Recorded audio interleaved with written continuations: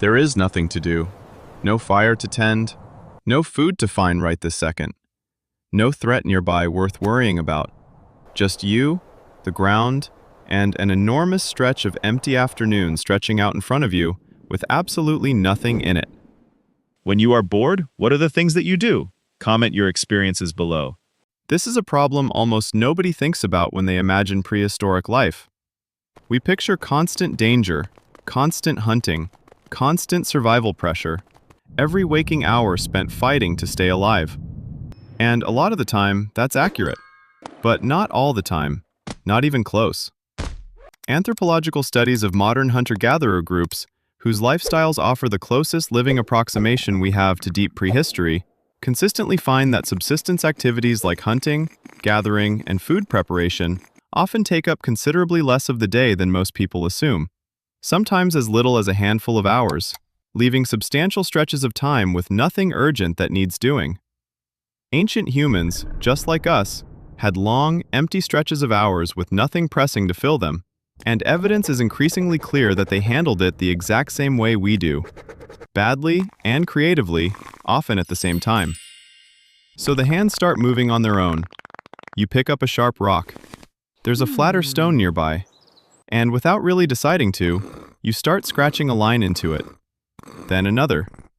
Not because it does anything, not because it helps you survive the next hour, just because your hands needed something to do and your brain needed something to look at. Archaeologists have a name for exactly this kind of evidence, and they find it more often than you'd think. Objects with no practical function whatsoever. No cutting edge, no use as a container, no purpose in food preparation or shelter building. Just marks. Repetitive, idle, purposeless marks. On stone, on bone, on anything that happened to be lying around during a long stretch of nothing. For a long time, these kinds of finds were genuinely confusing to researchers. A stone tool with a sharp edge tells you exactly what it was for. A grinding stone worn smooth on one face tells you exactly what it processed. But a stone covered in shallow, repeated, seemingly random scratches doesn't fit into any obvious survival category, and for decades, some of these objects were quietly filed away as unknown function, or ritual object, which is often archaeology's polite way of saying nobody's entirely sure.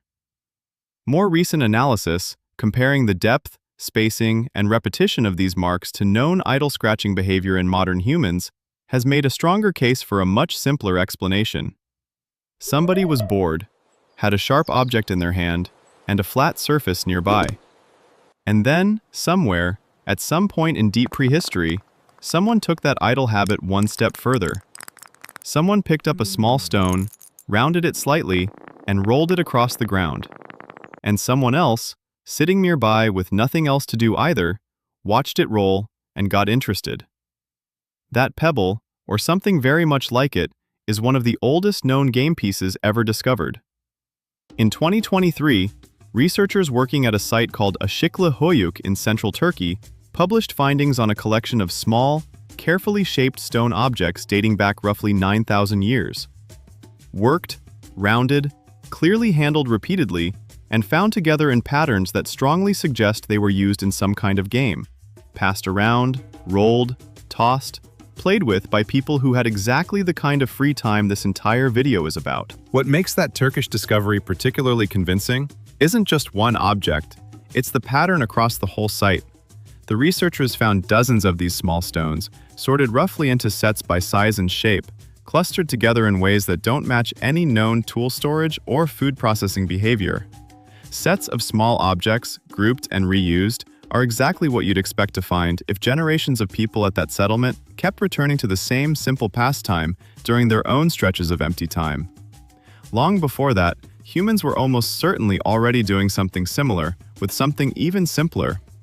Animal knucklebones, the small, irregular bones from the ankles of sheep and goats, technically called astragali, show up across archaeological sites going back tens of thousands of years, worn smooth in ways that don't match any practical butchering or tool-making use. The wear patterns on these bones tell their own story, if you know how to read them. A bone used as a tool gets worn in predictable places, wherever it makes contact with whatever it's cutting or scraping. A bone that's been picked up, tossed, caught, and handled over and over again by bored hands wears smooth in a completely different pattern, an even, all-over polish that only comes from being touched constantly for reasons that have nothing to do with survival. Multiple sites have knucklebones showing exactly this second pattern, sometimes found in small clusters, exactly the number you'd want if you were playing some ancient version of dice or jacks with a friend. What's remarkable is how consistently this exact object shows up across completely unconnected cultures, separated by enormous distances and thousands of years. Knucklebone games appear in the archaeological record across ancient Mesopotamia, Egypt, Greece, and well beyond, independently again and again, long before any of these regions were in meaningful contact with each other. It's one small piece of evidence for a bigger pattern this channel keeps running into. Given the same basic ingredients, boredom, idle hands, and a small bone lying around, unconnected groups of humans kept arriving at almost the exact same solution. The pattern doesn't stop with knucklebones either.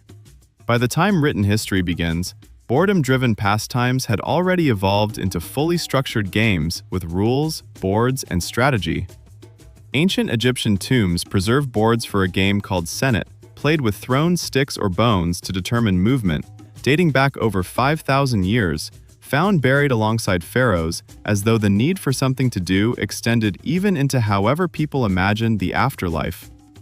Versions of Mancala-style games, moving small stones between carved pits, show up independently across Africa and parts of Asia, with some archaeological evidence suggesting roots reaching back thousands of years before any written record of the rules.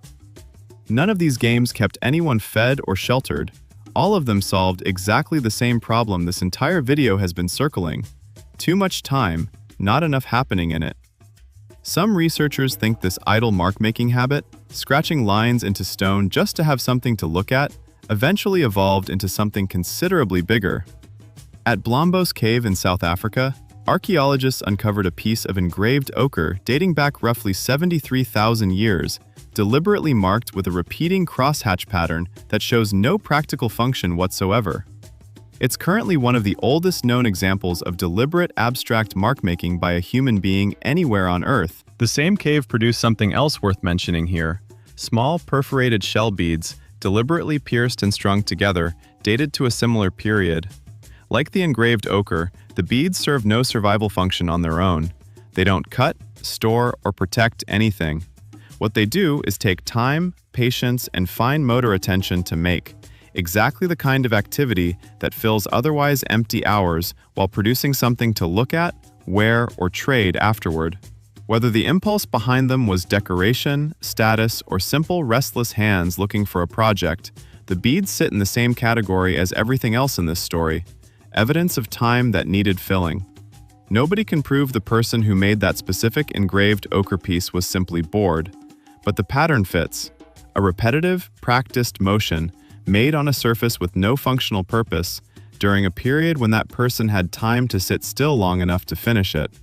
Whether idle scratching gradually became symbolic art, or whether they emerged from entirely separate impulses, the two behaviors sit right next to each other in the archaeological record, over and over, across thousands of years and multiple continents. And then there's the fire itself, and the hours spent doing nothing in particular around it once the sun went down and there was nothing left to hunt, gather, or build. Some anthropologists studying modern hunter-gatherer societies, including detailed field studies of the Juhowansi people of the Kalahari, have found that a huge amount of nighttime activity around the fire isn't practical at all. It's storytelling. Talking. The kind of loose, unstructured conversation that fills empty time and, over generations, likely became one of the primary ways complex language, shared mythology, and cultural knowledge actually got passed down. These same field studies found something else worth mentioning. Daytime conversation among these groups tends to focus heavily on practical matters: complaints, coordination, gossip about who did what. Nighttime conversation, once the day's work is done and there's genuinely nothing left to do but sit by the fire, shifts dramatically towards stories, myths, and songs.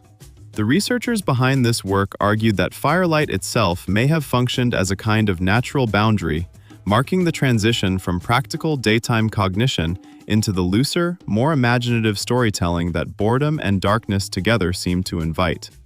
Boredom, in other words, may have been one of the quiet engines behind human storytelling itself, not because anyone set out to invent oral tradition, but because sitting around a fire with nothing else to do practically demands it. Modern psychologists studying boredom directly have found something that would make immediate sense to every single person in this story. Boredom isn't simply an absence of stimulation, it's an active, uncomfortable state that the brain works hard to escape, and one of the most reliable ways out of it is generating something new, whether that's a doodle, a story, a rhythm, or a game invented on the spot with whatever happens to be lying around. Several studies have found that people who experience mild boredom immediately before a creative task actually perform better on measures of original thinking than people who weren't bored at all. The discomfort itself appears to be doing something useful, nudging the brain toward novelty simply because staying in the same idle state feels bad enough to actively avoid. This lines up with something researchers call the boredom creativity link, a pattern that's been tested repeatedly in controlled settings. Give one group of people a genuinely dull task, then ask them to brainstorm uses for an everyday object, and they'll typically generate more original ideas than a control group that skipped the boring task entirely. The theory is straightforward once you see it laid out. An idle mind doesn't stay idle. It starts searching, almost automatically, for something to latch onto, and that search process is itself a low-grade form of creative work, whether the output is a strategy for tomorrow's hunt or a set of scratches on a rock that eventually becomes a pattern worth repeating. It's worth being honest about what we can and can't actually prove here. Nobody can travel back 73,000 years and interview the person who engraved that ochre at Blombaus Cave.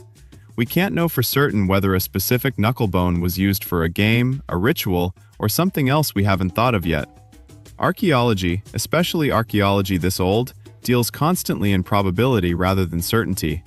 What makes the boredom explanation compelling isn't a single smoking gun artifact, it's the sheer consistency of the pattern, the same category of purposeless, repetitive, idle hands evidence showing up independently across enormous stretches of time and geography, in cultures that never had any contact with each other, using whatever raw materials happen to be within reach.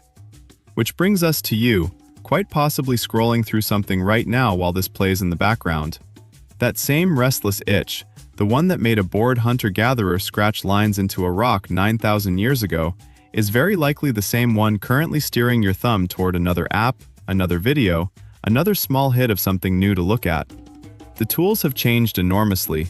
Stone scratched into rock became ink on paper, became games carved from bone, became entire mythologies passed down by firelight, became, eventually, a screen you can unlock in under a second.